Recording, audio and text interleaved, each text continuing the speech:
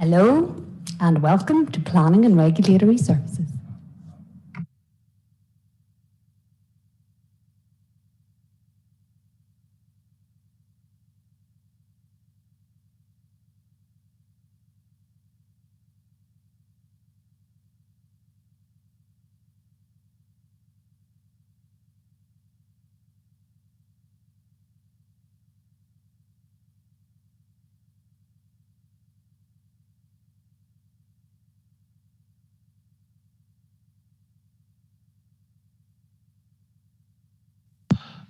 Test. This is a test of the audio. Louise, can you confirm if you can hear this? I can indeed.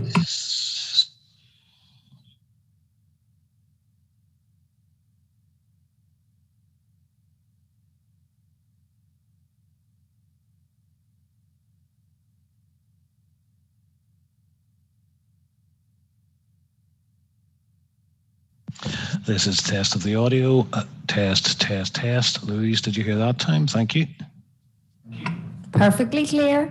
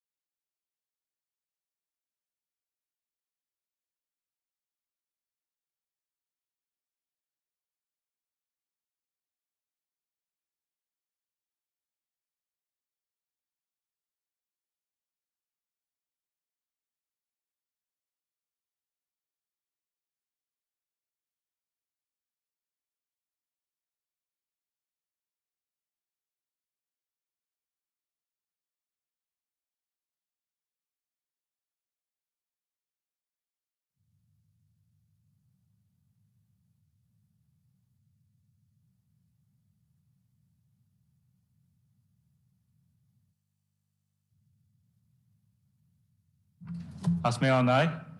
Thank you. Well, you're all very welcome to the July Plan and Regulatory Services Committee. We'll just get straight into it. Item 1 is apologies. I've received apologies from Councillor Cosby and Councillor McLeod. Are any apologies from the floor? Councillor Savage? Councillor McNally, but on at 4 o'clock, he's running a bit late. Thank you, Councillor Savage. Okay, item agenda 2, declaration of interest. We'll just take them as they come. Agenda item 3, report from the head of planning. I'll hand over to Kevin, who'll take us through the Northern Ireland Transport and Statistics publication. Go ahead, Kevin, when you're ready.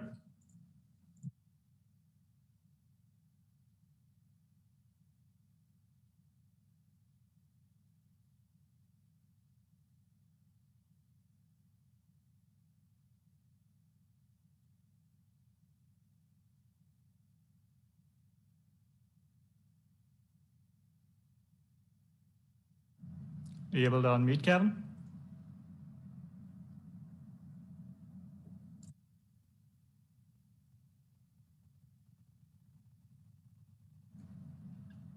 That's you unmuted now. Do you want to say, oh, you've muted yourself again?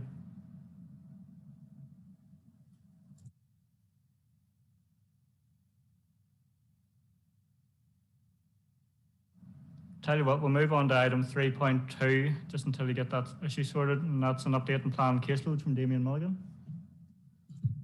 Thank you, Chair. Good afternoon, members.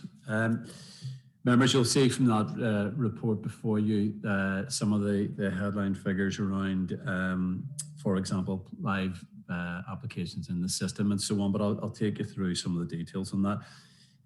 Between April and June of this year, the number of planning applications received was 495, which is 179 more than for the same period last year, and 91 more than the same period the year before, which was pre-COVID. So this tells us that it's a very strong indicator of how high the application numbers are at the moment. You'll also see from the report the number of applications decided between April and June of this year. It was 310, which is 200 more than for the same period last year, and only 64 less than for the same period the year before, which was pre-COVID again. So back 2 years ago, we had a full complement of staff. The number of applications coming in was significantly lower. So the number of applications we're deciding at the moment, there's not much of a difference between those two time periods, if you like. So again, I hope that's an indication of the number of applications that staff are actually able achieving getting out of the system at the moment. You'll also see there we issued 132 decisions during the month of June, which is the second highest number since November 2018. But at the same time, we received, unfortunately, 195 applications, which is the highest number we've ever received. So again, very strong indicator of the number of applications coming in at the moment. Now, all that means at the moment we have 1,575 applications in the system. That number has gone up from last month, but we are working to recruit additional staff, as you know, and once those staff come in, we expect to see those numbers go down. The number of call-in applications, members, during the month of June was 3, which takes the number of call-ins for year to date to 7. Chair, I'm happy to take any questions or queries around any of that. Thank you. Damien, thank you. Alderman Anderson. Thank you, Chair, and thank you, Damien, for that report. Damien, can I ask, in the turnaround of applications, 15-week period to try and get them out the door, but if there's ones lying in the system which are well in advance of those, the 15 weeks, is there a way we can get those pushed on, and should it be agents or agencies or whoever's holding things up to get those either refused or passed or whatever's holding it up? Because we do sometimes as members see a number sitting there for quite some time, and I think we should be sort of red flagging these to make sure that they in some way get caught up or whatever is holding it. So maybe give us a comment on that. Thank you. Do you want to comment on that, Damien? Yeah, thanks, Chair. Yeah, Alderman Anderson, happy to address that. There's actually a paper coming up later on in the meeting under confidential items that comes forward on the back of the service review workshop last week And one of the actions there is about addressing this issue of delay around planning processing times. Without going into too much detail, it is about ensuring that applications that come in without all the necessary information, which clog up the system and are using the system as an MOT check, that we are allowed to process those, without delay, if you like. And again, because I can't give too much detail at this stage, we'll go into that later, but that is a matter that has been addressed. The 15-week average processing time is a statutory target for us. And we it's a challenging target for us at the moment because of the position that we're in. But again, possibly under the confidential item, I can go into a bit more detail on Alderman Anderson. So hopefully that addresses it for now. Thanks, Chair. Thank you, Damien. You content, Alderman Anderson? Okay, thank you. Has Kevin got sorted there with that audio? You want to try, Kevin? Yeah, I hope so, Chair. Can you hear me? Yep, we can hear you. Yep. Okay, great. Apologies for those technical delays and technical problems. Would you like me to go back to item number 3.1, Chair? Yep, go ahead. Okay, thanks, Chair, and good afternoon, everybody. Northern Ireland Transport Statistics publication, which is produced by the Analysis, Statistics and Research branch of the Department for Infrastructure, presents information on the road network and public transport, along with national statistics and management information on accessible transport in Northern Ireland. The most recent Northern Ireland Transport Statistics publication was for 2019-2020 and contained high-level information at mainly Northern Ireland-wide level, such as kilometres of public road in Northern Ireland by class, money spent on roads from 2019 to 2020, the number of buses, trains and age of stock by Ulster Bus, Metro, Glider and trains, the number of bus and transport journeys, the average number of journeys per person by mode and the purpose, and the accessibility figures on public transport and disability accessibility. So as a result, the Department for Infrastructure is seeking views and comments from all interested parties with regard to the cessation of the Northern Ireland Transport Statistics Report in its current format, and also in proposals for a new official statistics publication on public transport in line with the current user need. In its current format, the publication is considered too high level to be of any tangible benefit to the local development plan and does not provide any quality or robust evidence base for the plan. For that reason, it's proposed to respond to the associated questionnaire by stating that the Council has no objection to the cessation of the publication in its current format. Thank you, Chair. Thank you, Kevin. Does members have any comments or questions on this? Otherwise, it's a decision item, so I need a proposer and seconder. Proposed from Councillor Savage. Is there a seconder? Seconder from Councillor Nicholson. Thank you. Thank you, Kevin. Okay, members, we're on to item 4, which is a report from the Head of Building Control. So I'm handing over to Tom to take us through item 4.1, street name report for Stonebridge View. Thank you, Chair, and good afternoon, members. Item 4.1 is a request for a naming of a development consisting of 7 dwellings located at Legacorry Road, in Rich Hill, maps in Appendix 1. The applicant's preferred name for this development is Stonebridge View.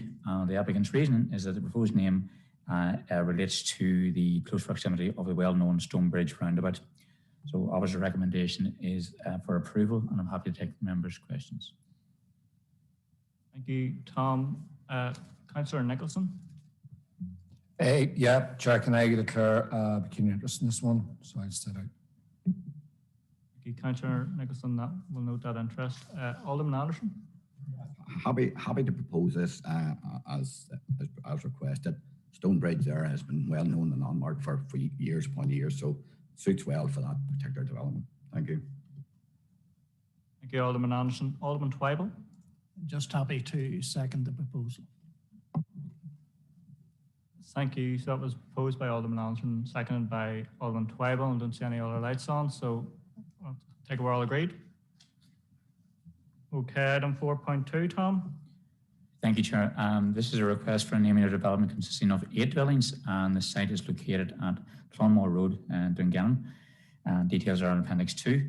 The applicant's preferred name for this development is Clonmore Manor, and the applicant's reasoning is that the development is located within the townland of Clonmore, and is accessed off the Tallmore Road. Given the site, the proximity of the site to the boundary with Mid-Ulster District Council, officers have sought and obtained confirmation that the proposed names are not duplicated in any similar name already in their surrounding area within that council. Again, officers' recommendation is for approval, and I'm happy to take members' questions. Thank you, Tom. Any questions, members? Any proposals? Proposed by Councillor Nicholson, seconded by Alderman Anderson. Okay, we're all agreed, members? Agreed. Okay, on to item 4.3, Tom. Thank you, Chair. This is a slightly unusual application, and to assist, I think Louise is going to share the site layout plan, which members now see on the screen. Thank you. Okay, members will recall that the street name The Spires was approved by Council in January 2020. Members will also recall that part of this development, for part of this development, the Drumcree Road was to be realigned, which meant that the section which is shaded blue on the map to the left was not included within the original name The Spires, which is for the overall development. The applicant has now advised that as a result of planning issues, the Drumcree Road is no longer to be realigned, and has therefore requested that this section, the section in blue, now be included within the original name The Spires. So the recommendation is therefore is for members' approval, and I'm happy to take any questions. Thank you, Tom. Is there any comments or proposals? Members, Councillor Duffy? Yes, right decision was made on that there and happy to approve. Thank you, Councillor Duffy. Alderman Anderson? Yes, happy to second. Good to see that the objections that Council raised at that time have been taken on board and common sense has prevailed. Thank you. Thank you, Alderman Anderson. So we're all agreed, members? Okay, over to 4.4, still with Tom, a new dwelling statistics report. Thank you, Chair. This report is to update members on the new dwelling statistics report from the Department of Finance, Land and Property Services, or better known as LPS. The report is to make members aware of the latest new dwelling statistics produced by the Department of Finance. The LPS received this information from building control departments in all councils across Northern Ireland. The information contains the number of recorded new dwellings that have been started and those completed in the council areas. The full report is available right from Q1 of 2015 to Q1 of 2021, and it can be viewed online in the website noted in the report. Notably, Appendix 4A, which is an extract from Table 1.3, for the new dwelling starts for each council from Q1 of 2015 to Q1 of 2021. Members will know that our council building control department has consistently been in the top 3 performing councils since 2015, with it being the top performing council for 7 out of the last 9 quarters since January 2019. Also, members will note that Appendix 4B is an extract from Table 2.3, which is for the new dwelling completions, which equates to additional rates for the borough. Members will note that our council has consistently been in the top 3 performing councils since 2015, with it being the top performing council for 5 out of the last 9 quarters 2019. This, as I say, this report is for members' information, but happy to take any questions members may have. Thank you, Tom, for that, and certainly definitely great to see the continued residential growth in our borough. I suppose we've always said that ABC Council is the best borough in Northern Ireland, and I suppose people are voting with their feet and moving here in great numbers to make use of our various leisure assets, such as the Craigavon lakes behind us. So it's good to see and hope it continues. Councillor Nicholson? Yeah, yeah, Chair, totally agree. Tom, thanks for your report. And I suppose on behalf of the committee, I think, Chair, when you sort of say to Tom and his staff, big thank you, because construction at the minute is unprecedented at the sheer amount that's going on.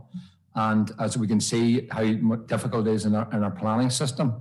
But thankfully our building control system seems to be managing. Tom might tell us different, but it looks like, you know, obviously one of the busiest boroughs, as you say, within Northern Ireland. And as I say, it's great to see it. And obviously the rate space coming in, Chair, will be an added value to the council. But look, Tom, just suppose on behalf of myself and the whole committee is thanks to your staff, because I see you guys the rock face and I know how quickly you turn these things around. So big thanks and say long may it continue. Thank you. Thank you, Councillor Nicholson. 100% agree with your remarks. Alderman Barr. Thank you, Chair. Yes, to just echo that, Tom. Keep it going and keep the hard work up. I know you do look after councillors more way than one. So, Damien, I think you need to take note. Just a joke. It's not for the minutes. Thank you very much. Thank you, Alderman Barr. The planning team's getting on a great job as well. I'm sure you'll agree.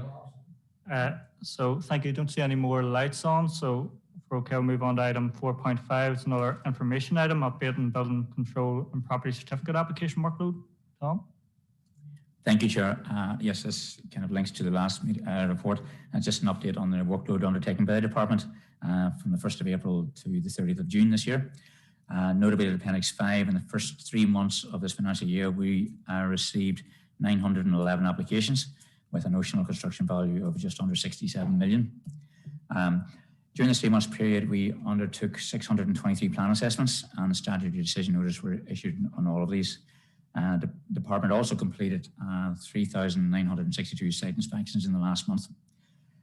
Currently, with a couple of staff vacancies and with an influx of applications, our turnaround times are not as fast as we would like them. But following on from member approval last month, we have commenced with recruitment for currently vacant posts. One of the purposes of one of the rationales for why we target quick turnarounds is that if the stuff coming into us through our plans is not correct, those mistakes get built on site, and that becomes costly for the construction industry, costly for the applicants, and it's more resource intensive for us. Plus, we are acutely aware that every application that comes to us has got finance behind it, and if we delay the finance, that has an impact in our construction industry as well. And thirdly is the rates. The quicker we get it built and the smoother we get it built, the quicker it goes on to the rate space. So that's the target for the experience in the service. The department also continues to deliver the council's property certificate function for the conveyancing of properties across the borough. Again, this is considerably high in numbers at this point in time. In the first 3 months, we've received and administered 1,256 new applications, and we have processed and issued 1,227 certificates to solicitors and agents relating to these property sales. I'm happy to report that we have a new system in place, and we currently have no backlog, with 90% of these being turned around within an average of 10 working days. So this report is for members' information, but I'm happy to take any questions members may have. Thank you, Tom. Don't see any lights up, so happy to note, members. Okay, happy to note. Okay, we're on the agenda, item 5, which is a confidential report. I require a proposer and the seconder to move into committee. Proposed by Councillor Nicholson, seconded by Councillor Duffy. Thank you. Just have to read out the following statement. Members and online viewers, in accordance with Schedule 6 of the Local Government Act, except information, we will now be moving into a confidential session of the Council. This means that we will be turning off the public feed of the meeting. This will be returned when the meeting is restarted. Can I ask the IT officers to please turn off the live feed and confirm with me when the confidential session of this meeting can proceed? Thank you.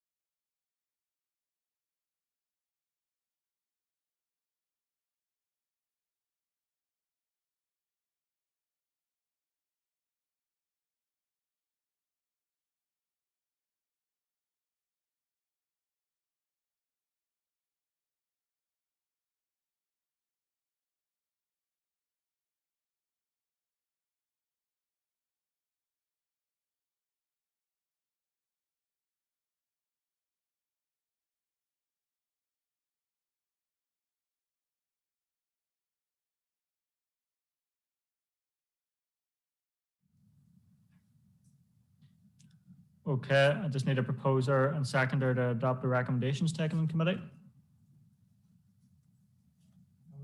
Proposed by Councillor Savage, seconded by Alderman Anderson.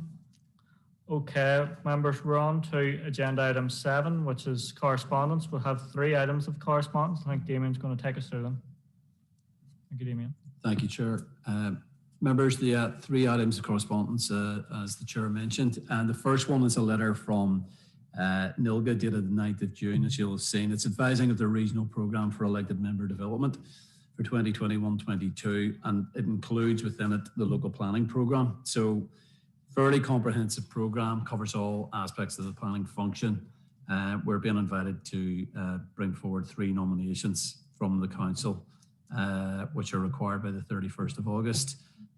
So it's really whether there's any other interest in that. We have that until the end of August, as I said, there to go back.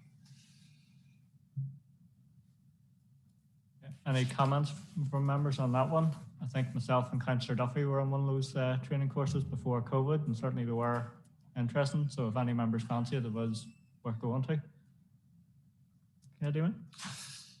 Members, the other 2 items correspondence, one's from Mid-Ulster Council, the other one's from Antrim Newton Abbey, both advising the council that their draft plan strategy has been submitted to the Department of Infrastructure.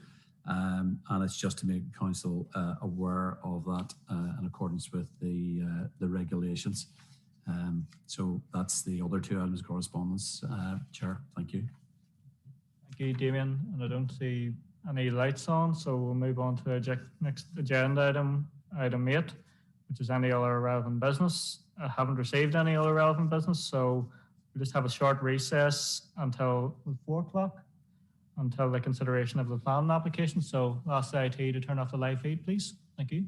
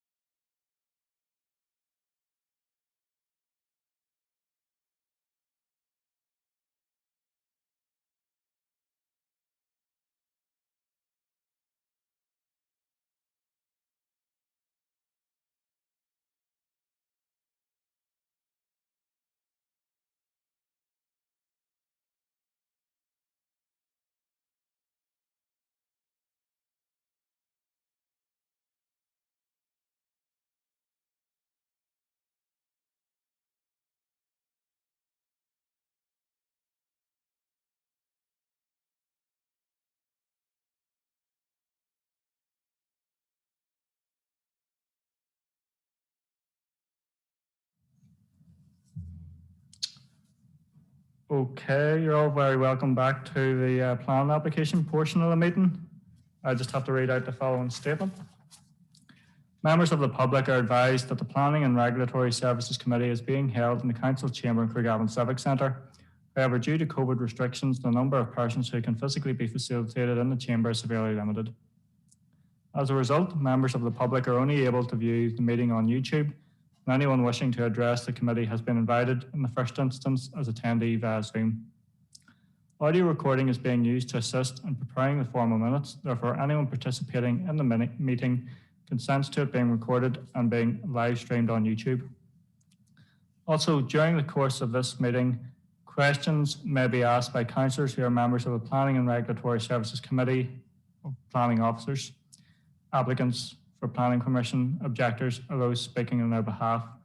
In doing so, councillors endeavour to ascertain the information which they feel is necessary to enable them to determine the application.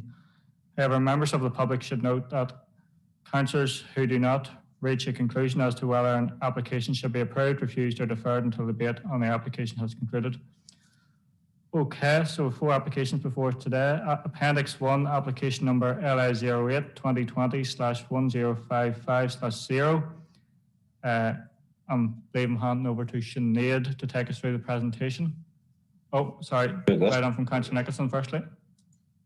Yeah, thanks, Chair. Just before you start, I think most members probably received a letter from the agent. So just to let you know, obviously, that was received, but obviously approaching the application with an open mind. Sure. Thank you. Thank you, and I think that goes for all members. Sinead, do you want to take us through the presentation? Yep, thank you, Chair. At a meeting of the Planning and Regulatory Services Committee held on Wednesday, the 2nd of June, it was agreed that application LA08 2020-1055-0 by Timothy Duke be deferred to allow the submission of additional information by the applicant in relation to planned appeal decisions referred to within his presentation and pending a site visit by members. The site visit took place on Wednesday, the 9th of June at 2:30 p.m. The members who are listed within the report had the opportunity to view the site, the adjacent outbuilding and the confines of the site in the context of the surrounding development to ascertain the existence or non-existence of a cluster at this location. Members also walked to the focal building, which is the Orange Hall at Cranny Lane. The applicant submitted a lengthy rebuttal which included a number of appeal decisions. You can see from the report that these have all been rebutted.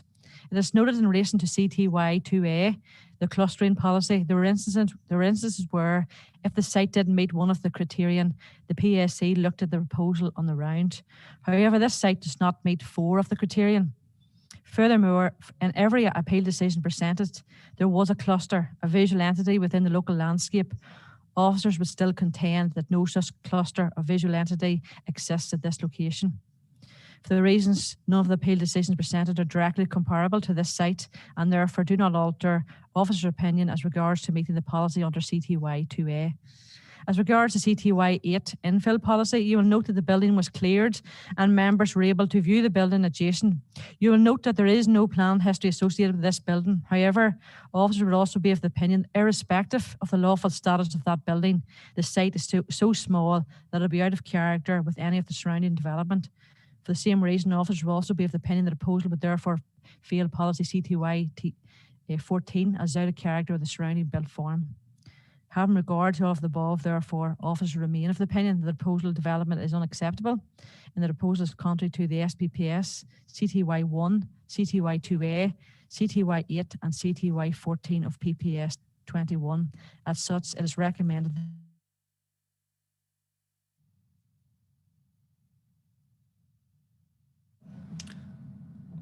Do have a bit of an IT issue. Sinead seems to have frozen there. Sinead, can you hear us? Yes. You sort of just froze on the camera in the chamber, so if you're able to just sort of repeat maybe those last few sentences. As regard to CTY 8 or? Yeah. Yeah, as regard to CTY 8, you will note that the building was cleared and members were able to view the building adjacent. You will note there was no plan history associated with this building. However, Officers will also be of the opinion that irrespective of the lawful status of that building, the site is so small that it'll be out of character with any of the surrounding development. For the same reason, officers will also be of the opinion that the proposal fails to meet policy CTY 14 in that the development is out of character with the surrounding built form.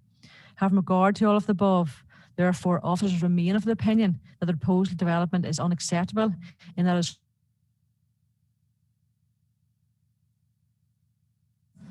Sorry, Sinead, you've frozen again. You might have to turn your video off. Oh, IT's going out to help you out here. We'll just pause for a moment here.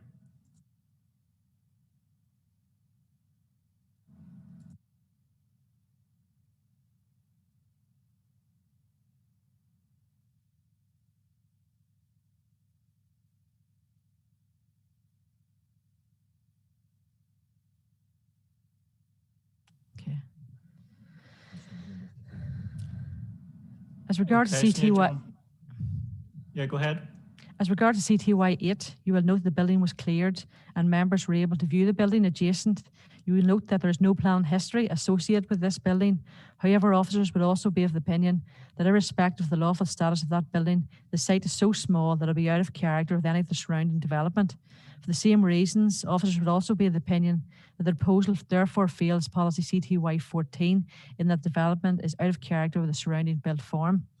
Having regard to all of the above, therefore, officers remain of the opinion that the proposed development is unacceptable in that the proposal is contrary to the SPPS, CTY 1, CTY 2A, CTY 8, and CTY 14 of PPS 21. As such, it is recommended this application is refused. Just taking it through to the presentation.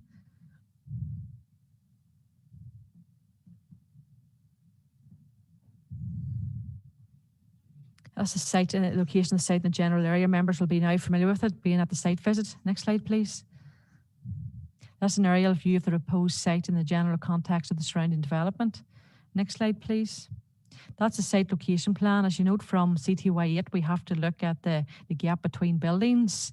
The red line doesn't extend the whole gap between the detached garage and the dwelling. It would be from the detached garage to the end of the development line, 14 metres wide. Next slide, please. And that's a view of the site, includes the garage building. That's going to be retained and the site will just be in front of you there, as members will now be aware. Next slide, please. That's the view of the structure beside with no plan history. You'll note that from the site inspection that has been cleared and allow members to view the building.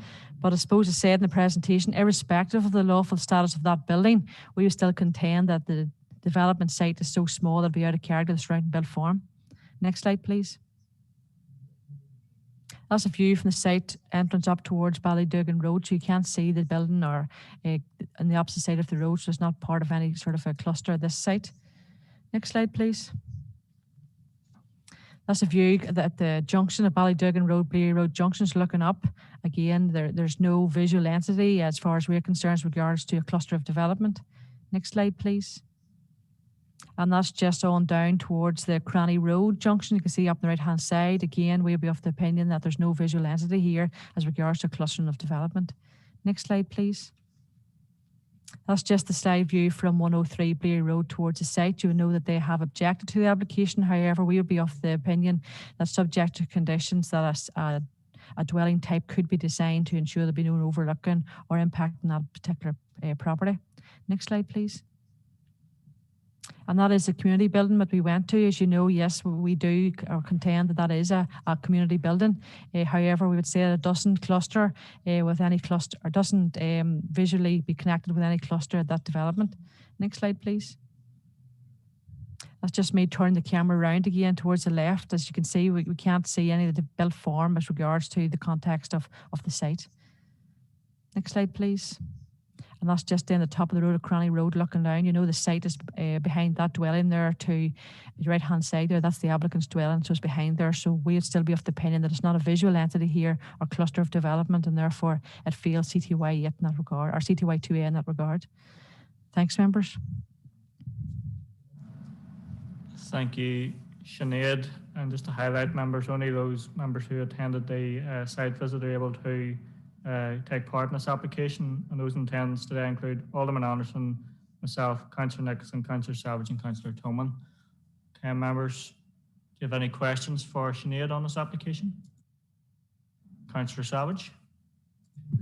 Thank you, Chair. And just Sinead, would you remind me of the dimensions of the proposed planning application and what the normal size around there in that area would be, just in terms of, I think, meters you'd mentioned on the site visit? Could you just refresh my memory on that, please? Yeah, the gap between buildings, which you look at under CTY 8, so the gap between the detached garage and the dwelling is 24 metres. However, you'll note the application doesn't include it all. It only includes 14 metres. So between the detached garage and the end of the application site, which is the development site towards the gap, is 14 metres. The site frontage of 101 itself is 40 metres. The dwelling actually that sits on 101 is 14.5 metres itself. So the dwelling is actually longer than the site of the gap. The dwelling where 103 sits would be 24.5 metres. Again, it's 14 metres the length of that house. So it would be as big as the gap itself. And the context of the side elevation from 101 to the end of the application site will be up to 45 metres. So the site of 14 metres we're looking at for the building and the end of it is so restricted and so small it'll be out of character with the surrounding built form.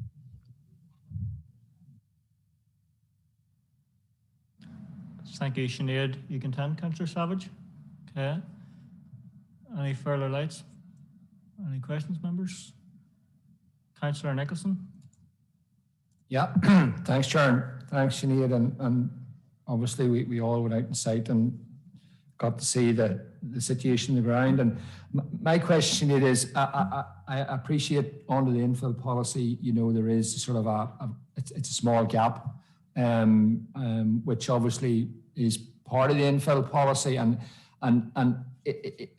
in particular, the character of the area, I understand in the context of where the site is, but beyond it, you can see there's no site is the same width in the countryside. There is different widths in different areas, and this is kind of where I always kind of have an issue, because there's no one size fits all in relation to this, and I suppose our sort of development within the countryside is a unique tapestry of different frontage widths, different depths, different whatever shapes, sizes, etc.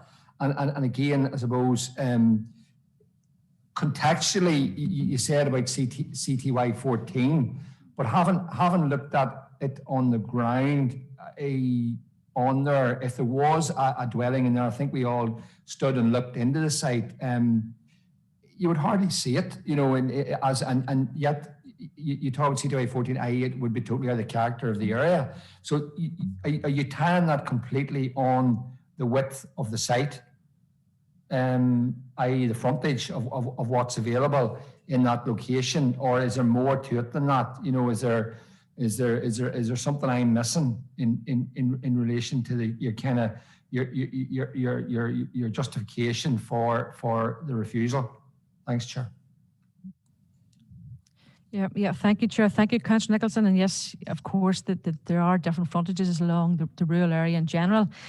We haven't refused on CTY 13, which is integration, so we're content that it will be integrated. However, policy CTY 14 says it has to respect the traditional pattern of settlement exhibited in that area, and we are of the opinion that this does not respect. There are large attached houses within large, generous gardens.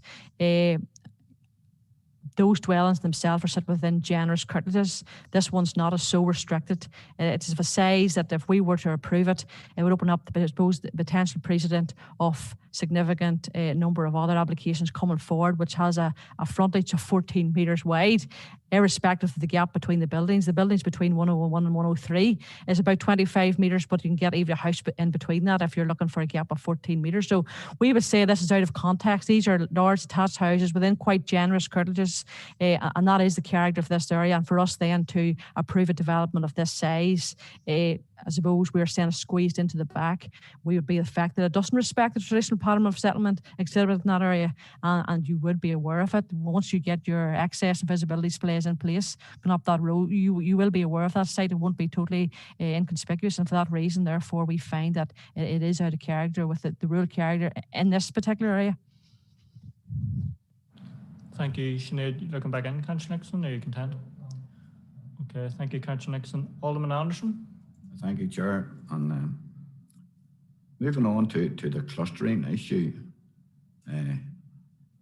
the community building, Sinead, I think I may have been asking this before, but is that tied down to the distance it is from the proposed site, or what weight can we lend to the community building that is the distance from that proposed site? It's not a defined distance, so maybe some clarification on the whole clustering issue here on the community building tie-up. Thank you. Yeah, thank you, Alderman. Just for the purpose of the policy, it's not about the distance from the site, and there's nowhere in policy to say it has to be a certain distance. And to us, it's not about the distance. It's about, is it associated with a cluster of development? So we're saying the separation was the separation of that building from any built form around there. When we were down there, officers weren't of the impression that that was associated with any particular cluster. There's no cluster there, there's no visual entity, and so therefore it's not associated with that. So the distance doesn't come into play as regards to this. The distance come into play as regards how far it's offset from the existing built form there, and that coupled with the extensive vegetation means that it's not associated with any sort of cluster there, and therefore for that reasons it's been refused under the criterion 3. It's not the distance per se. You can have sites which are even more from this, but it's such a compact and visual entity and clustering development that potentially could meet with a clustering policy. But we were of the opinion with this one, it's not associated with any cluster, and therefore irrespective of the distance, it fails that criterion in regards to C2I2A. Thank you, Sinead. You can come back in, Alderman Anderson, you can hand. Okay, thank you. Not seeing any other lights on, members, so we can tend to move into the debate phase. Okay, we'll now enter the debate and discussions phase. Does members have any sort of views which way you're leaning on this application?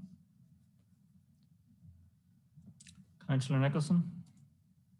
Yeah, thanks, Chair, and thank you, Sinead. And I suppose, you know, as I haven't been out in the site and looked at it in the ground, and it is you share, you know, a bit of sympathy with the applicant, but you know, the policy is something obviously we're looking at, Chair, you know, going forward in relation to clustering. But you know, I know from myself personally, I thought the clustering argument was it wasn't strong enough, you know, when I saw it on the ground. But the infill one, again, as I say, I take Sinead's points. So I'm going to see what other members are thinking, but that's kind of where I am, Chair, if that's any help. Thank you, Councillor Nixon. Councillor Savage? Thank you, Chair. In terms of the visual focal point, I think going out and site helped to clarify that, and the fact that we had to cross a road and go down not a considerable distance, but a fairly far distance from the site. So to me, that sort of clarified that, you know, that as a focal point didn't make sense. So, you know, that's sort of where I am, and I sort of concur with what Councillor Nicholson has said already, and that's the way I believe.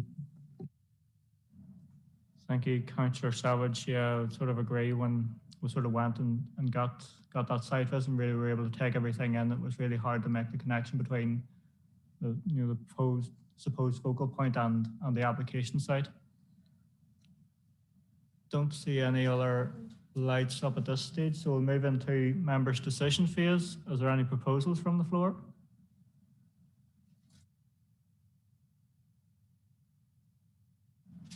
I think Councillor Savage.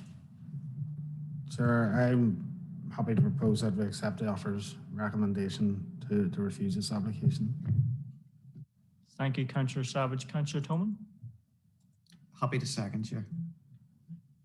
Okay, thank you, Councillor Toman. Okay, members, so we've got one proposal on the floor. Are there any others? Okay, I don't see any lights on, so all agreed, members? Agreed, and thank you, Sinead, for taking us through that report. Okay, so that's Appendix 1. Appendix 2, we'll move on shortly. Just give us a moment so we get a few more members in the chamber.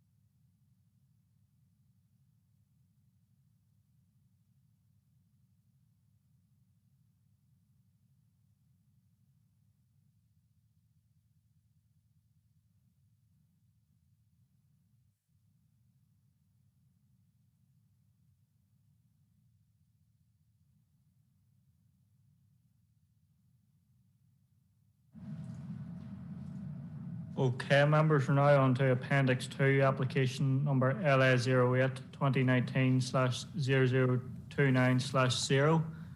Councillor Duffy, I'll bring you in.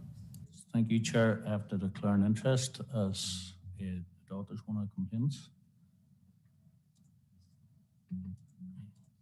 Thank you, Councillor Duffy. We'll note that declaration of interest and ask you to step out of the chamber. Thank you.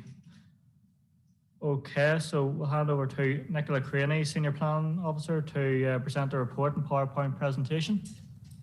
Thank you, Chair. LA08 2019/0029. It's an application for Ballyhagan Road and the proposal's clustering. It's an outline plan and application which seeks permission for a new dwelling and a garage. The recommendation is to approve, and there are 12 objections from 6 different addresses. There's no relevant planning history to the site, and there are no objections from the main planning consultees. In the main determining issues are set out in the planning report, and in terms of the principle of development, the site is in the rural area close to Anahue, which is between Portadown and Loughgall, and the main planning policy is PPS 21.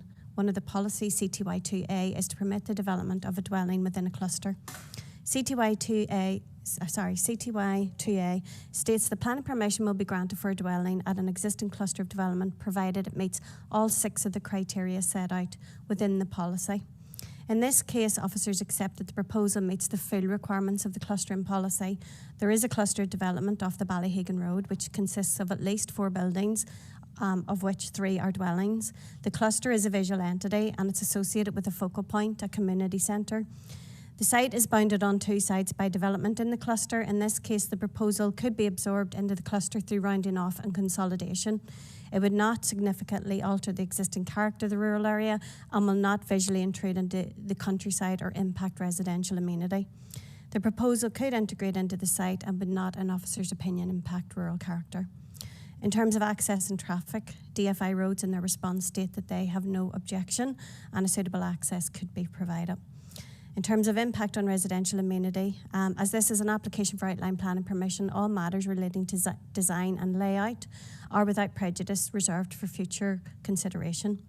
In terms of impact on the built and natural environment, a preliminary ecological appraisal has been submitted and there are no objections from NIEA without prejudice. And without prejudice, sewage disposal under CTY 16 could be conditioned.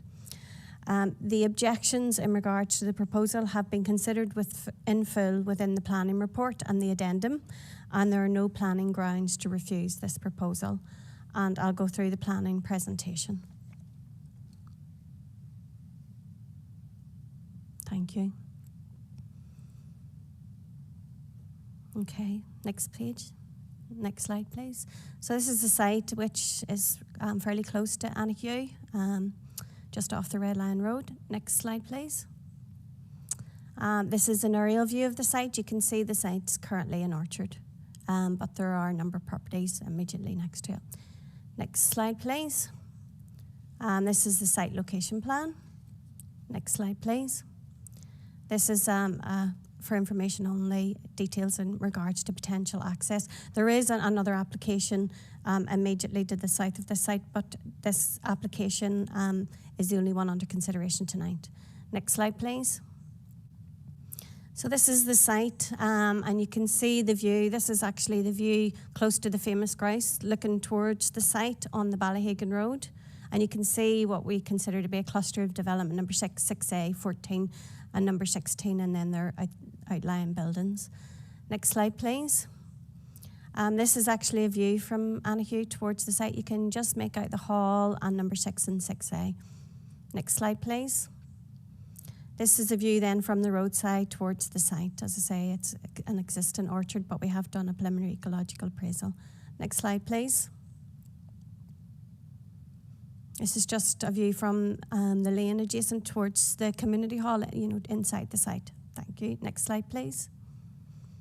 This is the hall immediately adjacent to the site. Now, the hall hasn't been used in a number of years, but it is an existing hall and could be used at any time without the requirement of planning permission. Next slide, please. This is a view then from the front of the hall, then towards the hall, which is number 14 and number 16. Next slide, please. This is the view towards number 6 and 6A, just in front of the site. Next slide, please. This is a view then from the roadside. You can see where my arrows are pointing in the wee map above, just looking towards the site. Next slide, please. And that completes my presentation. Thank you. Thank you, Nicola. Members were saying the written representation was submitted an objection from the above to the above application, which was received from Joanne and Seamus McCann. And that was responded to via an addendum report, which is on our decision time. I'm pleased to welcome Jarlath McCann, who's joining us on Zoom to make a representation and objection to the application. Can you hear us okay, Jarlath? Yeah, I can hear you. Okay, Jarlath, so we're going to hand over to you now. You have 3 minutes. Clock should be appearing on your screen if you should see it, and it'll begin to count down whenever you start to speak. Over to you. Okay, thanks. I'd like to begin with policy CTY2A, new dwellings in existing clusters, and argue that criteria 1 and 3 are not met in this instance. Criteria 1, the cluster of development lies outside of the farm. The orchard is harvested every year by my family and has been for generations. It and the agricultural shed are part of an apple farm. Page 8 of the officer's report states orchards are working farms, so therefore the site does not lie outside of the farm and the criteria is not met. Criteria 3, the cluster is associated with a focal point such as a community building. States that number 14 is a community hall. This is not the case. The old school at number 14 is an abandoned, derelict and dilapidated building, with the only activity there being the bats that come in and out of it. It has been derelict now for more than 10 years, and as there's not been any funding applied for it or rates paid out since 2006, it can't be classified as a community building, and again the criteria is not met. Also, it is the applicant's intention to sell number 14 is the site to be built on, which would remove the so-called focal point and nullify any idea of a cluster. The officer's report states that they believe the development of the site would not significantly alter the existing character of the area. This is one of the oldest Bramley orchards in Armagh, so of course removing it to build houses is going to significantly alter that. The Bramley apple name is protected. It's a pity about the orchards that produce them. The report states on page 9 there's no evidence of flooding or drainage issues, yet there's been substantial flooding at the old school site in recent years. There's photographic evidence to prove this. The proposed site fronts onto the main Ballyhagan Road. This is worrying as we're now looking at the start of a ribbon development rather than a cluster. Under policies CTY8 and CTY14, planning permission will be refused for a building which creates or adds to a ribbon development. The applicants applied for a certificate of lawfulness for the shed without the owner's knowledge or consent to say that it was used solely for apple storage. This is not the case, as there's also heavy machinery and farming equipment stored there. The report states officers are not aware of any complaints relating to the community hall or the shed. This is because there's no longer a community hall there, and all residents have lived in the area for the majority of their lives and are used to the loud noises from the machinery that can go on late into the night, especially during harvest time, and the smells from the chemicals that are spread in the orchards. During this process, the applicants have subjected my family to harassment letters, individually prepared for each person who objected, demanding that they rescind their objection. Evidence of these have been provided to the officer. My family have wished to buy both the orchard and the school building for about 5 years now. To add to the harassing letters, a verbal threat was recently issued by the applicants to a member of my family, saying that if there were any further objections to the application or if planning permission is not granted, then the applicants would never sell any of the sites and the relish even go to waste. Finally, I'd like to thank the committee for their time and allowing me to voice my objections at this hearing. Thank you, Jonathan. You're well within your time.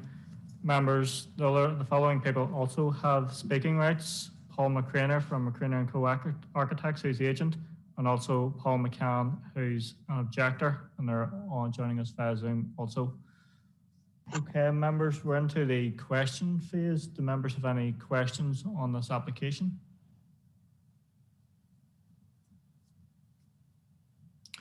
Councillor McNally.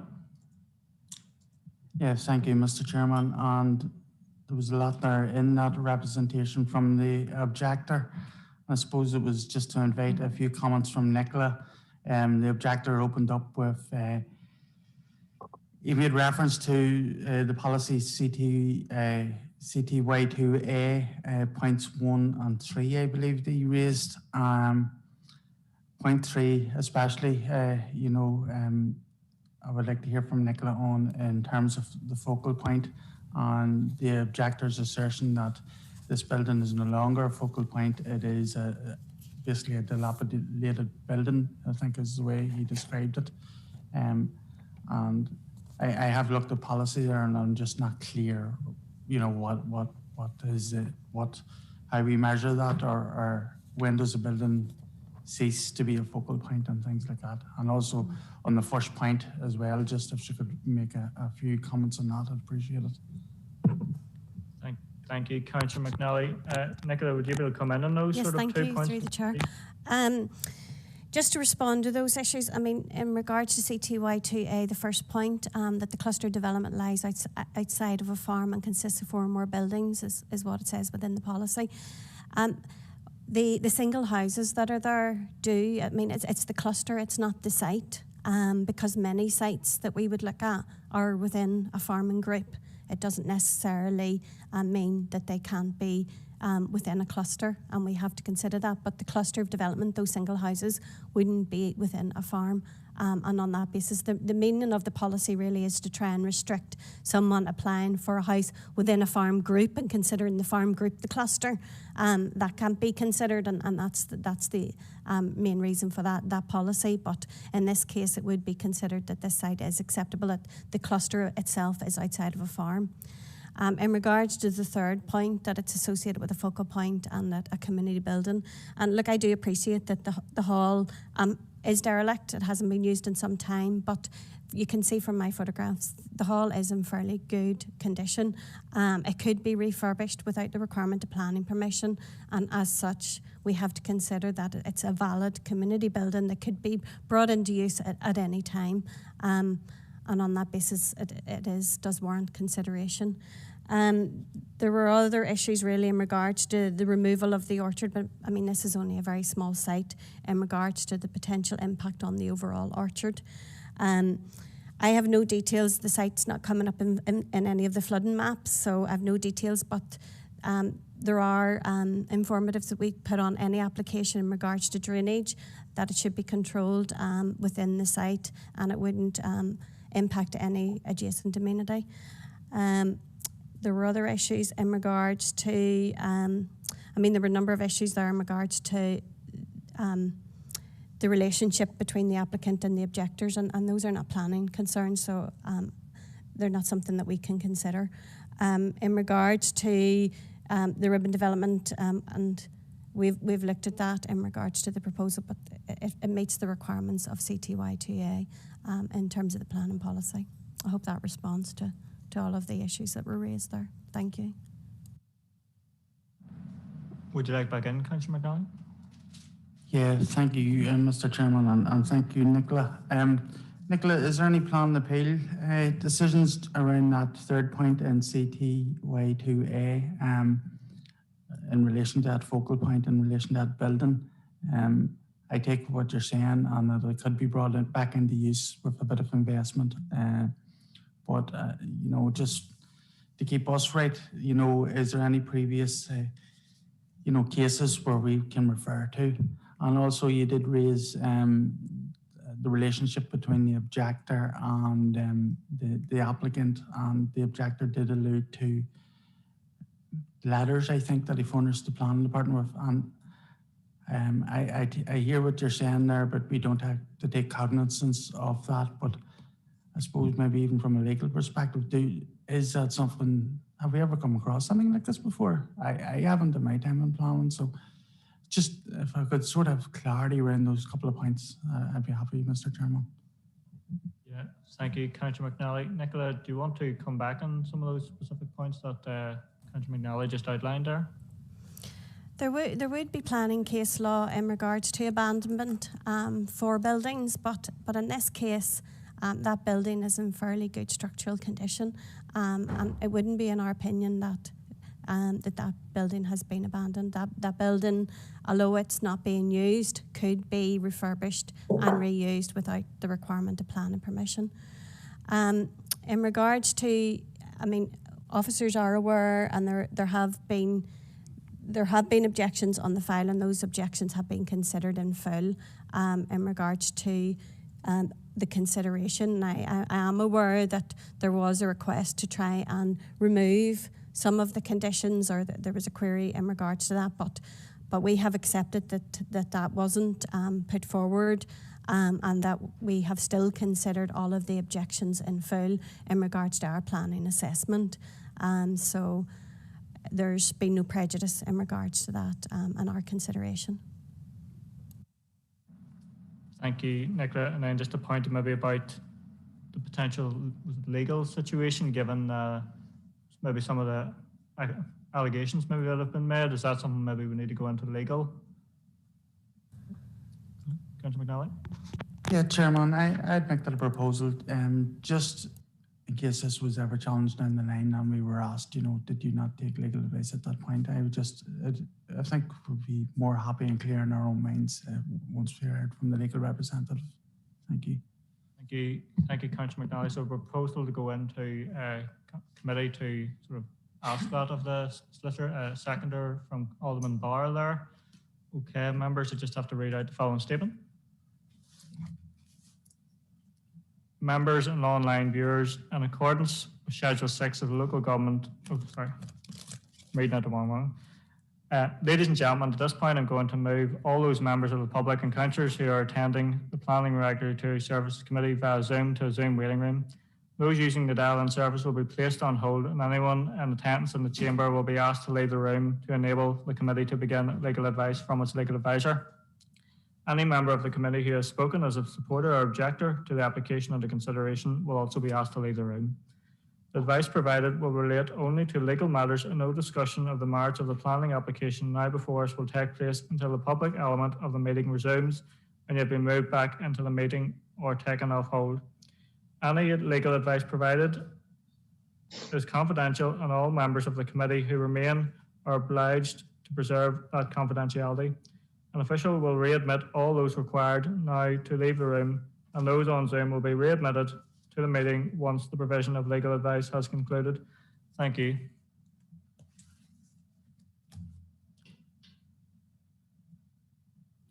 Just confirm the live feed is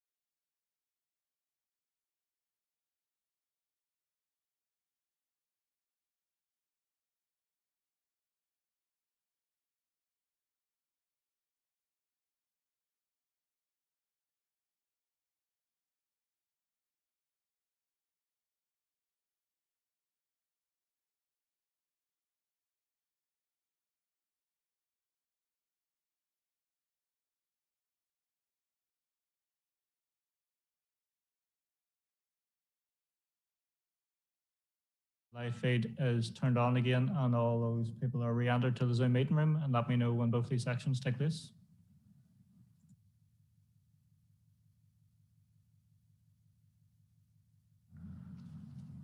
Okay, thank you for that. So I have another light on. Councillor Nicholson. Yeah, thanks, Chair, and thanks, Nicola, for your report.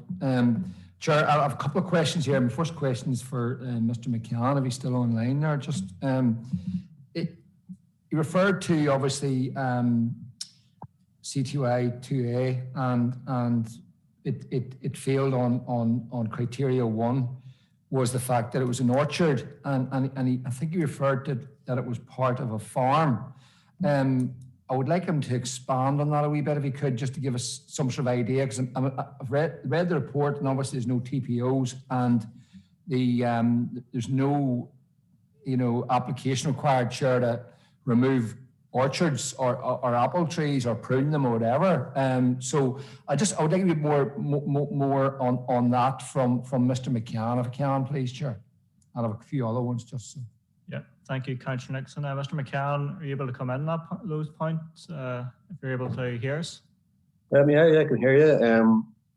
So, if I understand what he's saying, he wants to understand how we feel that it's a farm. Is that correct? Yeah, that's sort of just more details, I suppose, about the farm. As I said, our family, we've rented the orchard off the applicants for maybe on 40 years now. The orchard is maintained and harvested every year. And the agricultural shed in question beside the orchard is used, at harvest time for the orchard. So it's a working orchard, so I can't see how it isn't determined as a farm, as an apple farm. Thank you, Mr. McCann. Are you okay with that response, Councillor Nixon? Yeah, well, yeah, it clarifies the point that obviously Mr. McCann was making, and he made another point there which I want to bring on to Nicola. He refers to the shed. Obviously, it's an agricultural shed. It's quite large. It's quite close to the site. How come the criteria of 75 metres doesn't apply to this application when it has applied to others? I.e., you cannot get a dwelling close within 75 metres of an existing agricultural shed. So I'd like to understand that a wee bit more, Chair, as well. And then obviously Nicola used the word derelict, which I think is a very dangerous word to use, because sometimes they may look from the outside to be in disrepair, i.e. they haven't been painted in a while, but inside they could be pristine. You wouldn't know. So my question with Nicola was she inside the hall, just to see what it was like inside, to see, is it as, ready to use as she says, or is it in a bad state, as in would have concerns? Chair, that'll give a few questions from Nicola anyway. Thanks, Chair. Thank you, Councillor Nicholson. Nicola, do you have a response to those two queries in relation to the 75-metre distance to the shed and sort of whether you're able to inspect the inside of the community hall? Yes, those details are actually within the report. I'm just going to measure it out here, though. The site is around sort of 50, just around 50 metres from the large agricultural shed, and I have visited the shed.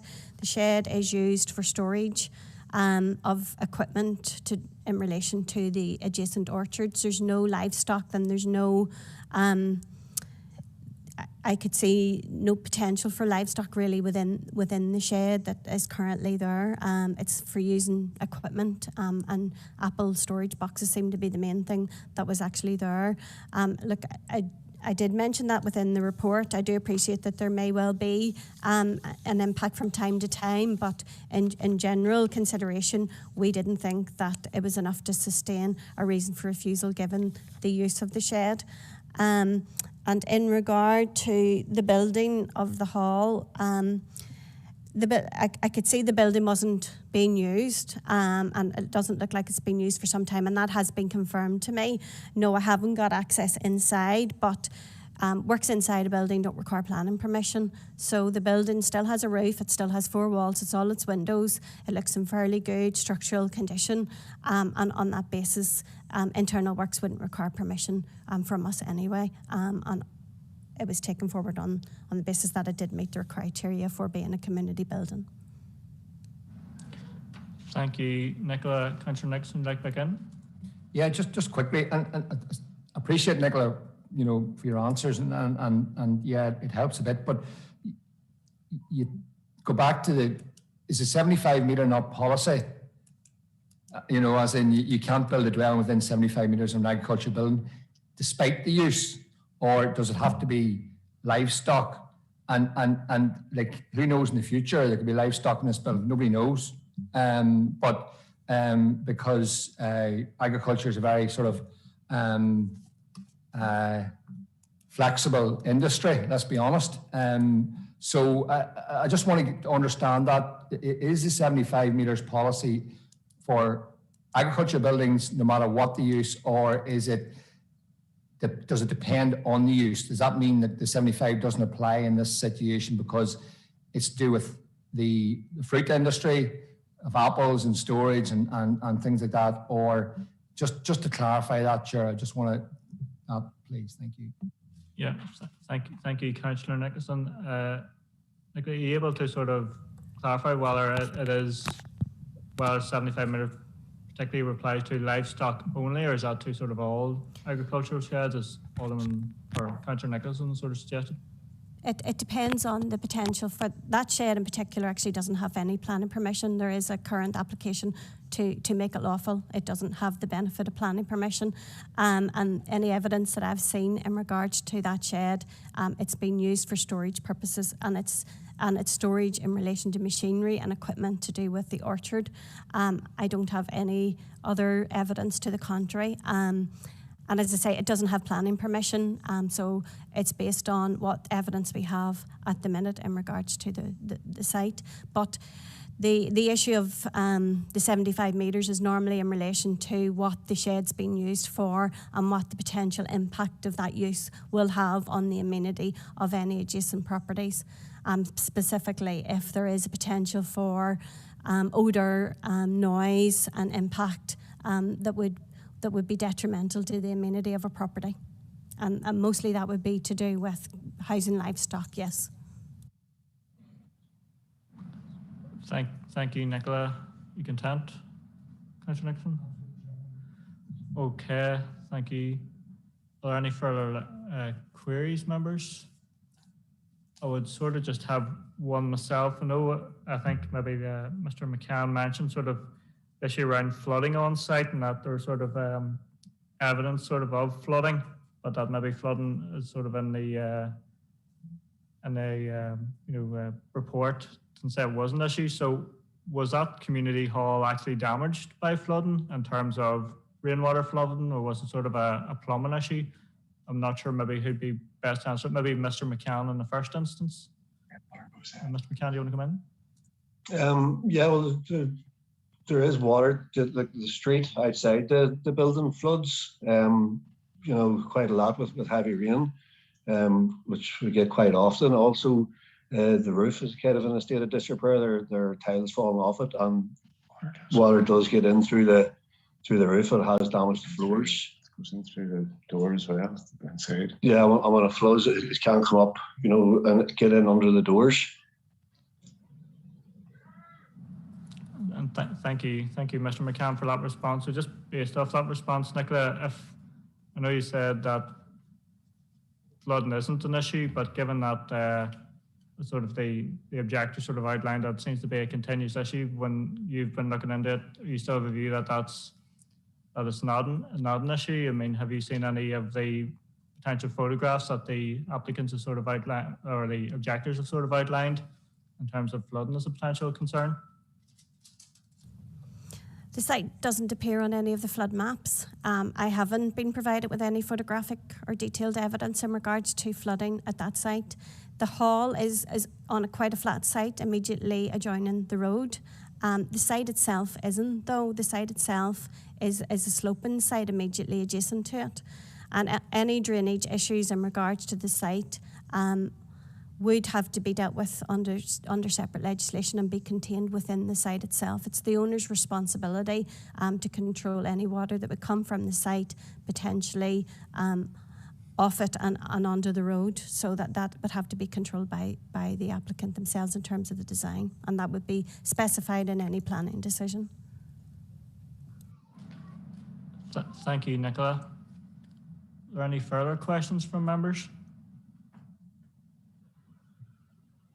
I'm not seeing any more lights on, members, so if there are no further questions, we'll sort of be moving into the debate and discussion phase of the meeting. Okay, don't see any further lights, so we'll move into that discussion phase, and if members want to give any views in which way they're sort of maybe thinking about this application.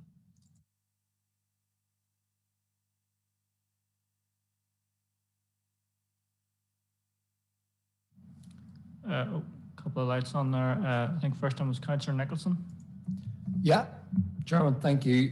Yeah, look, I suppose when you compare this one to the last one in relation to the cluster policy, I think, you know, you can sort of see what the cluster policy is trying to do. You know, obviously most of the issues have been sort of well and truly sort of discussed. So it's the only one, as I say, is the Quay of my head is Chair is a 75-metre thing. So it's that was an interesting one for me tonight, I have to say, because I thought that was a policy no matter what the use. But as I say, it's been clarified by Nicola, and I'll be interested in going forward. So yeah, that's where I am, Chair. You know, really. Thank you, Councillor Nicholson. I just see on Zoom that Paul McCrae has his hand up. I just want to make those on Zoom aware you're only able to speak if a member sort of asks you a question, and sort of no members asked that question. We're now in the debate phase. So,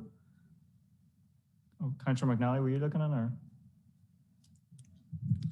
Yeah, thank you, Mr. Chairman. I suppose similar to Councillor Nicholson, the 75-metre rule has thrown me a wee bit, and also I do accept what Nicola says. The focal point was a sort of new one to me. I thought it sort of had to be an active building per se, but or sort of I obviously got that wrong. But that's sort of where my head's at the minute.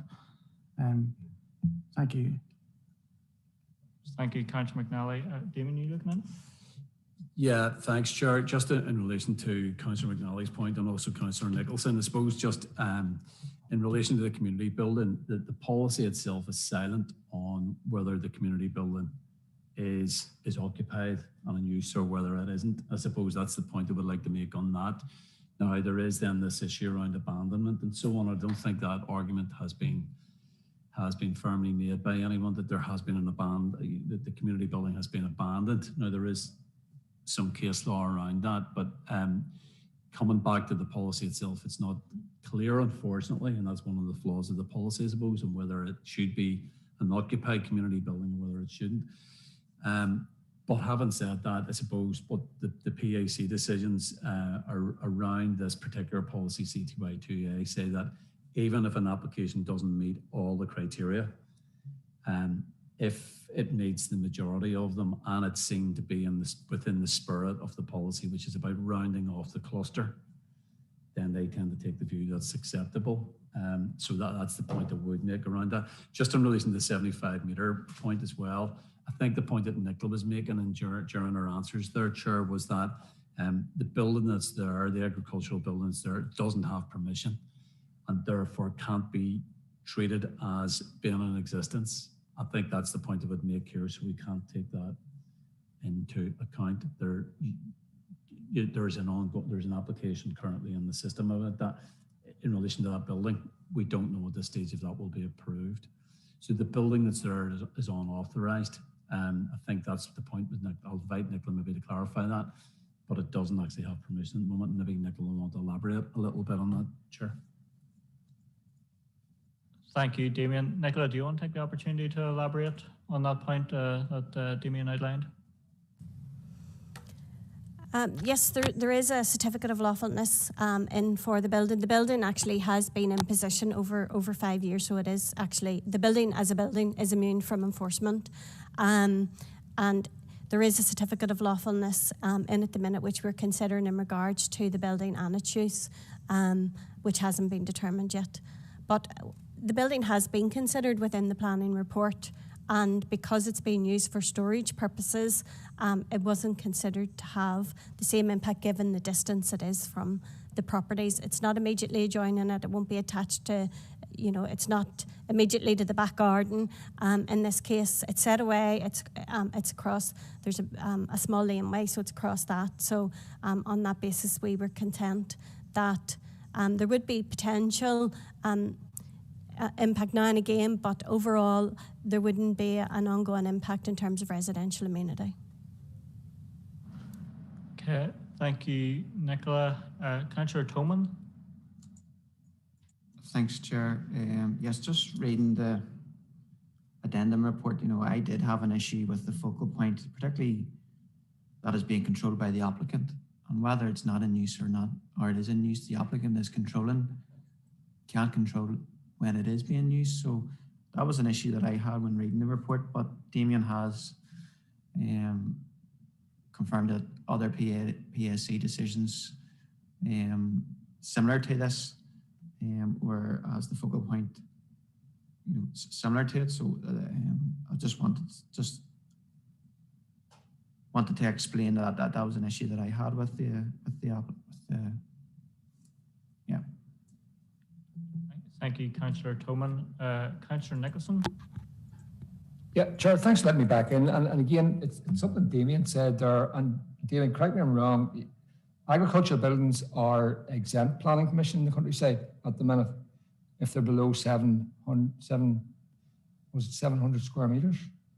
Or is it 7,000 square? It's something like that, So just explain to me why is this building being questioned? Because I don't think that building is of a size that that it would need planning permission. It's far enough away from the road. It doesn't look to be bigger than what's exempt at the minute. So can you explain why it would require a CLUD, or even would be considering why it's not legal? Please, thanks. Yeah, thanks through the Chair. Look, I suppose there are permitted development rights for agricultural buildings, as you know. I don't know the details of this particular building, whether that actually complies with the PD tolerance limits for agricultural buildings. I think what Nicola was saying there was that there is an application in for them at the moment, which is being considered, which is for a certificate of lawful development. So look, maybe she could elaborate a bit more on that. That application, say, still under assessment. It hasn't been concluded. But I do think she picked up from what Nicola said, was that she thinks it has been in for that building has been there for more than 5 years. But maybe she could clarify that point. But nevertheless, there is an ongoing application for a CLUD. I don't even know what the description of the development is for that CLUD application.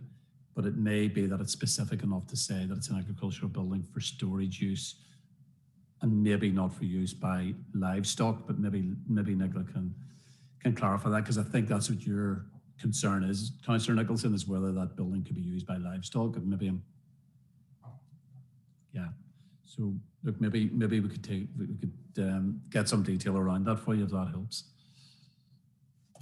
Thank you, Damien. Nicola, do you have that detail relating to the CLUD application? Well, just to confirm, the CLUD application is actually, as you noticed from the drawing number 2, I think it was, where you've seen the access. There are 2 applications for this area. There's one immediately adjacent to the hall. There's actually one further back, and the site further back isn't surrounded on 2 sides by development within the cluster. That is lawful. That's why there's an application in to make that building lawful for us to consider that under the current policy. But that is a separate application, and it's considered in its own right separately, and it's not up for discussion tonight.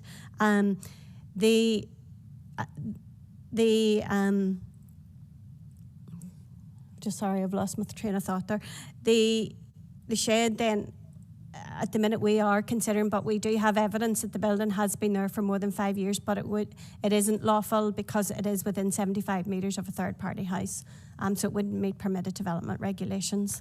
But it is lawful because it has been over 5 years, and we have been trying to ascertain in terms of impact on amenity for this proposal and the site adjacent what exactly is going on in terms of the activities within this site.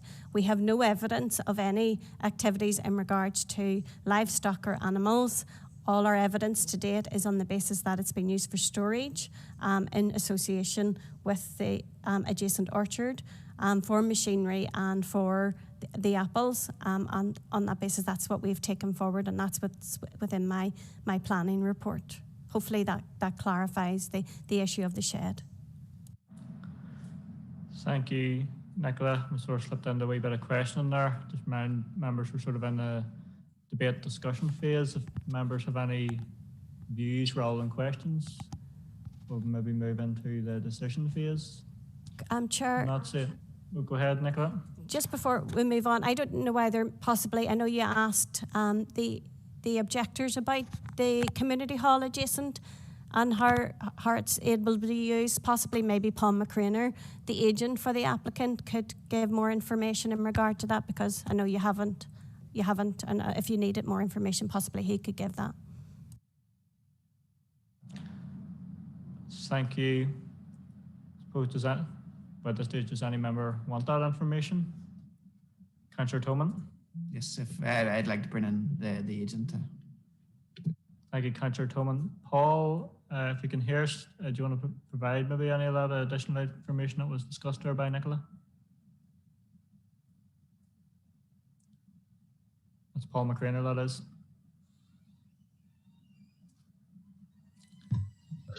Yes, I'm delighted to help if you can hear me.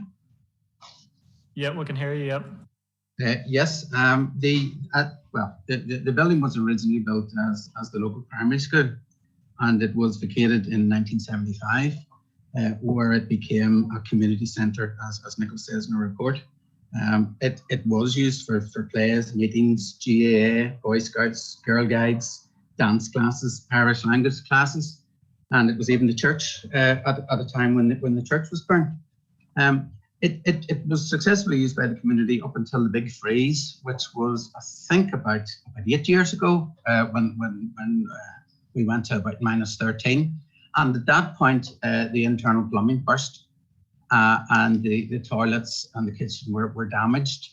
And that has rendered it unsuitable for those uses to continue. But as Nicola says, the building's still watertight. The roof's still there, the windows are still there.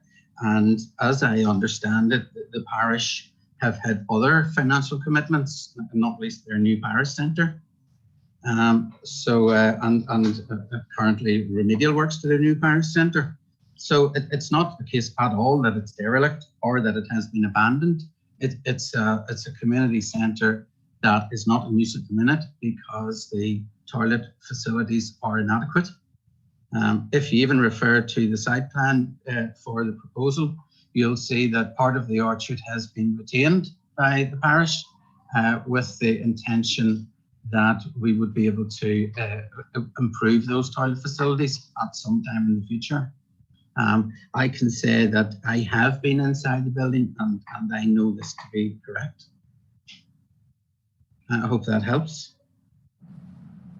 Thank you, Paul. Certainly, I think that information is useful, particularly about the building being damaged maybe by a plumbing issue during that cold stretch there a number of years back. Okay, members, so I don't see any further lights on in terms of this discussion phase, so if there are no further lights, we'll move into the decision phase. Okay, we'll now move into the decision phase. Is there any proposals from the floor?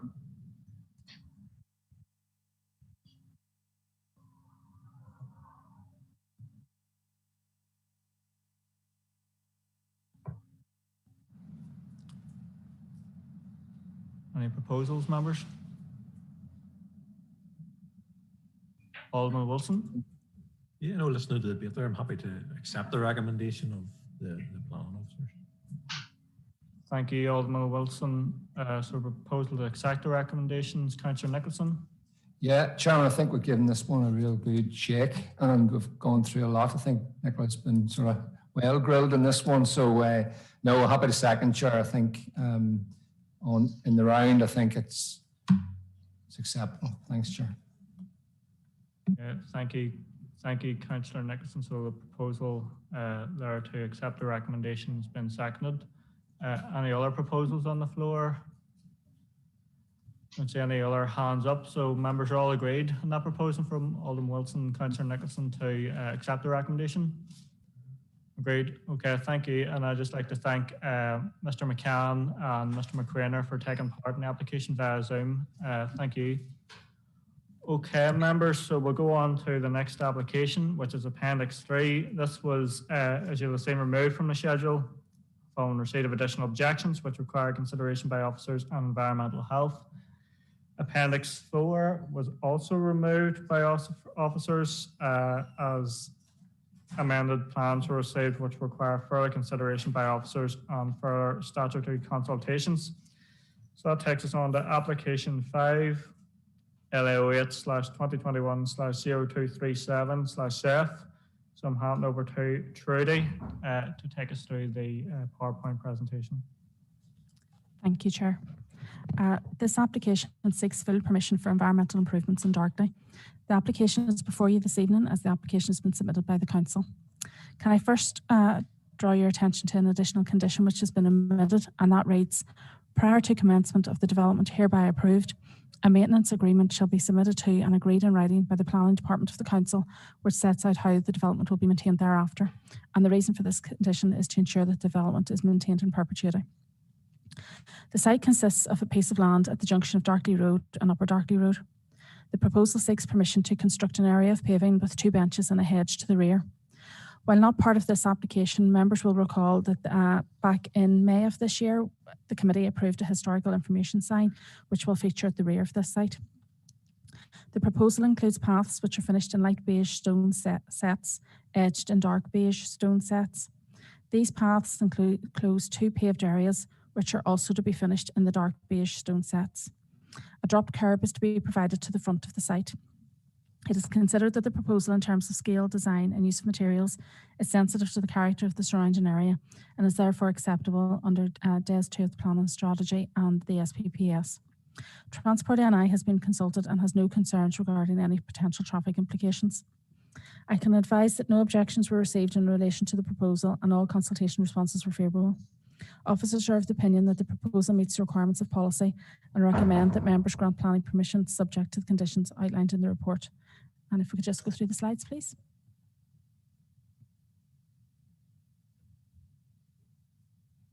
So we're just to the southeast of Katie there in the small town of Darkley. This is our site location plan. So we're right in the middle of the village there at the junction of the Upper Darkley and the Darkley roads. Next slide, please. That's an aerial photograph to show you the context. Next one, please. This photograph is taken from the Darkley Road, looking northwest towards the Upper Darkley Road, and the site is that rough area of gravel just right in front of you there. Next slide, please. This is taken from the Darkley Road, looking west again. As you can see, the site encompasses that area of rough gravel area. Next slide, please. This is taken from the Upper Darkley Road. It shows that from this aspect that it's difficult to see the site itself. And the next slide, please. This is a close-up, so this is the area that will be paved over. Next slide, please. And this is our proposed layout, which shows the areas of paving and where the 2 benches will go and the hedge to the rear. Thank you.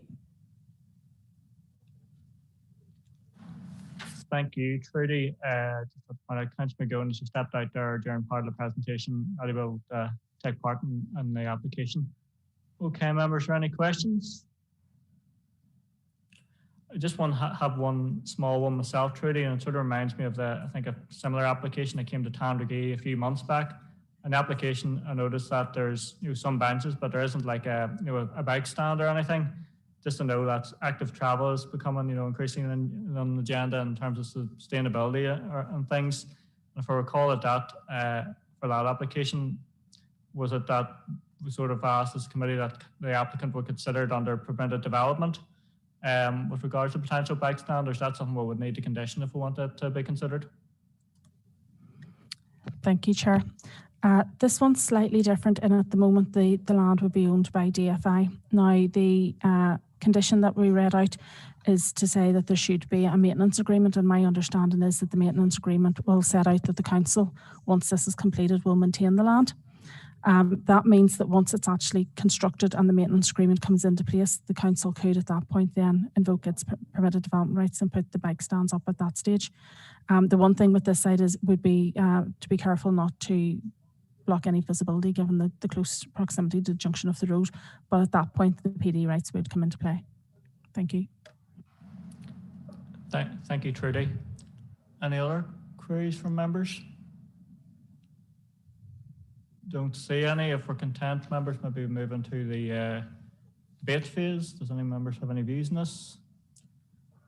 Seems like fairly reasonable application to me, provided that at that later stage, maybe that consideration is given to the cycle infrastructure. Not seeing any further lights on, members. We move into the decision phase. Is there any proposals on the floor? A few lights on. Councillor McNally, you got in first there. I'd like to propose a recommendation, Mr. Chairman. Thank you, Councillor McNally. Councillor Nicholson. Yeah, Chair, I think this is an amended proposal. There was an original proposal that came from the committee at an earlier date. So, yeah, there's no doubt about it. Absolutely happy to second, Chair. Thank you, Councillor Nicholson. Any other proposals on the floor? Don't see any lights, so we're all content to accept that proposal from Councillor McNally and Councillor Nicholson. All agreed, members?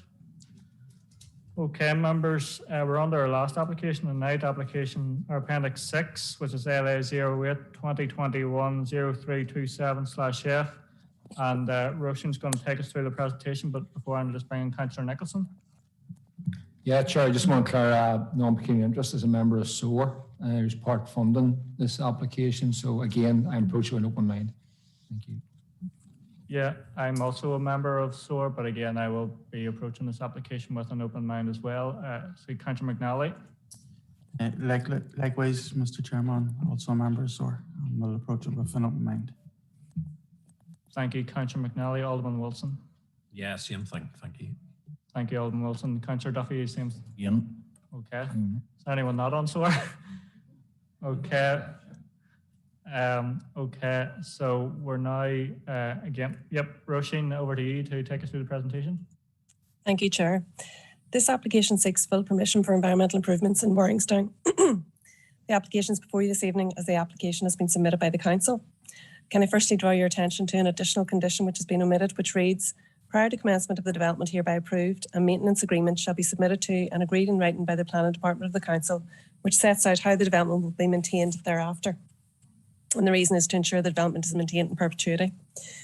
The proposal is for public realm and open space improvement works to include new lighting, seating, paving, bins and development of civic space. The application site is comprised of 3 portions of land at the junction of Mill Street and Main Street, Warringstown. At present, the portion of the site to the north of the junction is comprised of a tarmac footpath and a grassed area with flower beds. The portion of the site opposite the junction is comprised of a tarmac footpath with a portion of tree and shrub planting and further trees and shrubs to the south. The portion of the site to the south of the junction adjacent to the mace shop is comprised of a footpath with a small grassed verge with an existing mature lime tree and shrub planting.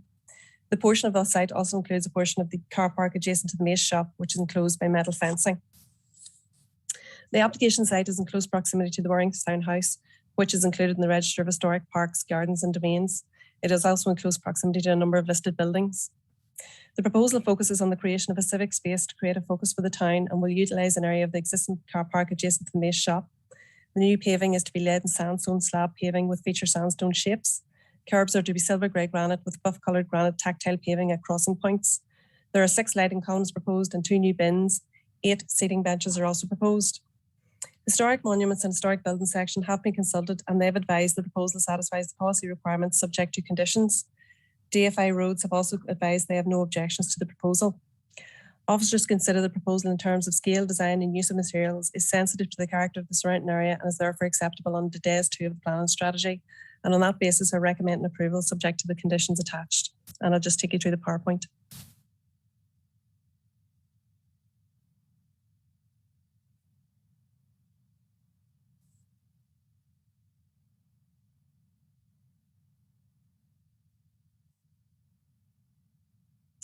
And that just gives you an idea where the site is within the general area. It's in the centre of Warringstown. And that's the red line of our application site, and you can see the 3 portions of ground enclosed within the red line. This is the proposed layout, and you can see the paving stones and the weaving features that are to be incorporated in the hard standings. And this is an example of the lighting columns, the bins, and the new benches that are proposed. And again, these are detailed drawings of the tactile paving and the paving details, which gives you an idea of the colour and texture. This is an aerial photograph of the site. You can see there just it's at the junction of Mill Hill and Main Street, which goes on to Banbridge Road to the south. This is a view of the site looking down towards Banbridge Road, and you can see the corner of the Mace building there, which was where the new civic space is to be created. And again, this is a view of the site looking at the opposite direction up towards the Banbridge Road, and the works are to take on the right-hand side of the photograph there. And then this is another view of the site looking up towards the Grange, and you can see where that treed area is again where the works are to take place. And that's just a closer view of that northern portion of the site. That ends the presentation. Thank you. Thank you, Roisin, for that presentation. Any questions from members? I suppose we'll start the ball rolling off on this, and similar point to the previous application in Darkley, in terms of I was having a look through it, and again, there's no cycling infrastructure. But is this something that could be again considered, under permitted development rights or so on? Particularly given that there's that new civic space that's been talked about, and saying that would be a potential nice space if there is cyclists going through Warringstown and all, they'll be able to sit there and enjoy the civic space, and visit the shop and things. Just confirm, Roisin, if that could again be considered under potential permitted development rights post if the application is approved. Yes, thank you, Chair. Yes, you're right. At the moment there is no bicycle stands proposed as part of this application. However, yes, potentially these could be permitted development if the council were of the view that these should be included in the proposal at a later stage. And even if they didn't fall within the permitted development rights, it's maybe something we could consider as a non-material change to the application should it be approved tonight. Thank you, Roisin. Any other questions from members? Councillor Duffy. Yes, thank you, Chair. Roisin, has all gas, internet providers and all that been through the area? I'd hate them to come along in a year or so's time and try and rip it all up again. That's a good point, Councillor Duffy. Roisin, you able to highlight that, or is that at least sandstone paving of as such that it could be removed maybe if there's that kind of development needs to happen? I don't have that detail as part of this application, but I'm assuming as part of the scope and works or in looking at this has all been considered. I would assume that a lot of the services are already there. But yes, you're right, it would be a shame to lift it at a later stage, but I don't have that detail as part of this application. Thank you, Roisin. You content, Councillor Duffy? Okay. Any other questions from members? We're happy to move into the debate phase. Don't see any further lights up, so we'll move into that debate phase. And just members, suppose similar as last time, my only minor concern was about the cycle infrastructure there, and as the sort of Roisin pointed out, maybe there's a couple of ways that they can be taken forward. And I do agree with Councillor Duffy's point. It seems that a big good paving there, highlighting Warringstown's history in the weaving industry. So it'll be a shame that if it did come along in a couple of years' time to rip that up. I suppose that would be any of the elected reps in the area that can certainly lobby for to keep their lovely paving. Any members have views on this? Otherwise, we move into the decision phase. We move into decision phase now. Any hands up? Alderman Barr. Proposed, Chair. Thank you. Thank you, Alderman Barr. Councillor Duffy. Second, Chair. Okay, we have a proposal from Alderman Barr, seconded by Councillor Duffy to accept the recommendations. Is there any other proposals? Don't see any, so we're all agreed, members? Okay, well that's us, members. So I understand there's some football game tonight, so maybe a few of us will be watching. So I think Denmark are playing, Alderman Barr, don't I? I hope you all have a great evening and wish us all the best. Thank you. All right.